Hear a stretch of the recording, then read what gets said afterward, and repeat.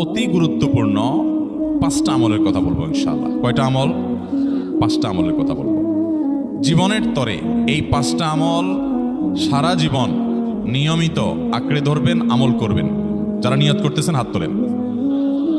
আল্লাহ আমাদের সবাইকে আমল করার তৌফিক দান করুন। আল্লাহ আমাদের সবাইকে কবুল মঞ্জুর করুন। নাম্বার 1, সবচেয়ে বেশি যেটা করতে হবে পরিমাণে, জুমার দিন, জুমার রাত, বৃহস্পতিবার সন্ধ্যা থেকে নিয়ে শুক্রবার সন্ধ্যার আগ পর্যন্ত পরিমাণে সবচেয়ে বেশি করতে হবে যে আমলটা, সেটা হলো দুরূদ শরীফের আমল। কিসের আমল? ভাইরা, দুরূদ এমন একটা আমল, আপনি যদি শুধু দুরূদের এই আমলটাকে আঁকড়ে ধরেন, সবসময় আপনার মুখ দিয়ে দুরূদ বের হতে থাকে, পড়তে থাকেন, তো নবী করিম সাল্লাল্লাহু আলাইহি সাল্লামের ভাষ্য অনুযায়ী, তার ওয়াদা অনুযায়ী, ইদান তুকফা হাম্মুক ওয়া তুগফার যামবুক, তোমার যত পেরেশানি আছে নবী সাল্লাল্লাহু আলাইহি সাল্লাম বলেছেন, এই সব পেরেশানি দূর করার জন্য এই দুরূদের আমলটা যথেষ্ট হবে ইনশাআল্লাহ।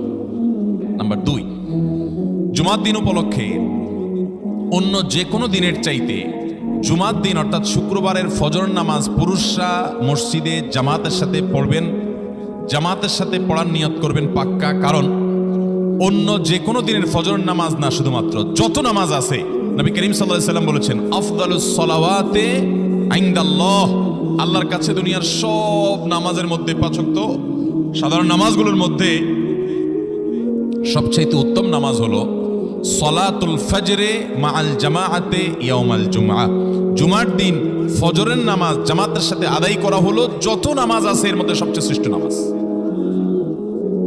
তাহলে জুমার দিনে এই বিষয়টা বিশেষভাবে খেয়াল রাখবো। জুমার দিন ফজর নামাজটা পুরুষরা কোথায় পড়বো, এবং সেটা বৃহস্পতিবার থেকে পরিকল্পনা শুরু করবো যে কালকের ফজর নামাজ যাতে কোনো অবস্থাতে আমার মিস না হয়। আচ্ছা, 3 নম্বর আমল হলো সূরা কাহাফ পড়বো। কোন সূরা পড়বো? সূরা কাহাফ। যারা কোরআন পড়তে পারেন না তারা শুনবেন, আর যারা পড়তে পারেন তারা নিজে পড়বেন। সূরা কাহাফ যদি জুমার দিন কেউ পড়ে, নবী করিম সাল্লাল্লাহু আলাইহি সাল্লাম বলেছেন, এই সূরাটা তার জন্য নূর হবে, নূর, আলো আল্লাহর তরফ থেকে। কিয়ামতের ময়দানে ভয়াবহ গুটগুটে অন্ধকার হবে। কিয়ামতের একটা ভয়াবহ শাস্তি হলো অন্ধকারের শাস্তি। ভাইরা আমার, অন্ধকারের শাস্তি মানে এমন ভয়াবহ অন্ধকার হবে যে দুনিয়ার অন্ধকারের সাথে কোনো তুলনাযোগ্য নয়।